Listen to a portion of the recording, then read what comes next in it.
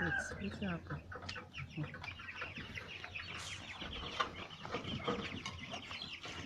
You are covering it. I have to stand by the side. It. This is where you will stand.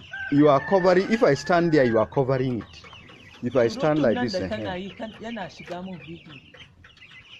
don't want to put song that now copyright.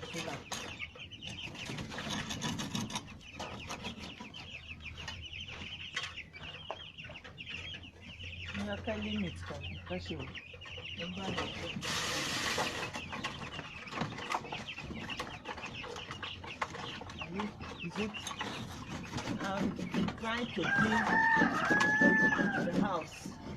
These chickens, they can be so dirty. So you need to clean it so that your house is neat. So if you don't bother, we'll be close up.